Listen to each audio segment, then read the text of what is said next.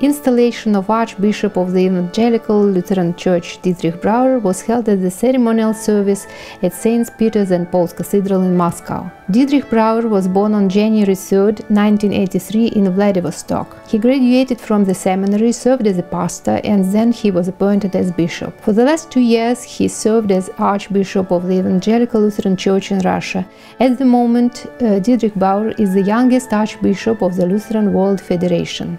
It's a great joy on one hand, because it's a sign of confidence of the Church to accept such a high service as Archbishop. It's a great joy on one hand, because it's a sign of confidence of the Church to accept such a high service of Archbishop. But it's a great responsibility for the mission given by God, and it's impossible to fulfill this mission alone. It is only possible to fulfill this mission together, in conjunction, when the Church indwells in communion, when it indwells sharing the Word and Sacrament.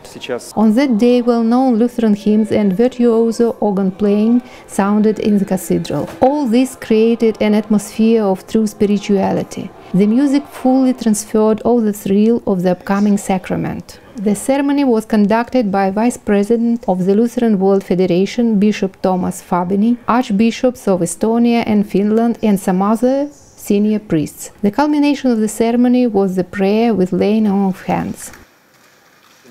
I met him 1 year ago in Germany in one congress, and it was very good speech with him. I think and I hope it is a good way of good cooperation between Lutheran Federation and Russian Lutheran Church. Lutheran Church in Russia has a long history. Yet in 1576, which is 60 years after the beginning of Reformation, the first Lutheran chapel was installed in Moscow. It has become a basic stone on which the building of the Evangelical Lutheran Church in Russia has grown up. Lutheran communities that exist in Russia are carriers of primarily Scandinavian and German traditions. That is why friendship between Russian, German and Scandinavian people has always been taken care of in order to develop it and make it stronger. Zunächst einmal möchte ich dem Erzbischof zu seiner Ernennung gratulieren. Die evangelisch-lutherische Kirche hier in Russland hat eine ganz wichtige Bedeutung für das weitere Zusammenleben der Völker und für die Verständigung unserer Kulturen und Völker. Das ist etwas, was gerade in politisch schwierigen Zeiten immer wichtiger geworden ist. Und ich bin froh, dass wir mit dem Erzbischof einen so prominenten, aktiven, auch jungen Vertreter, obersten Vertreter der Kirche hier haben.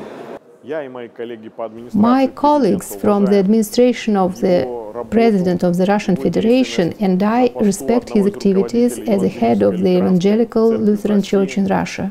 We greet his efforts forwarded to strengthening international, interreligious and interfaith dialogue in Russia, strengthening of interreligious cooperation and preservation of cultural values.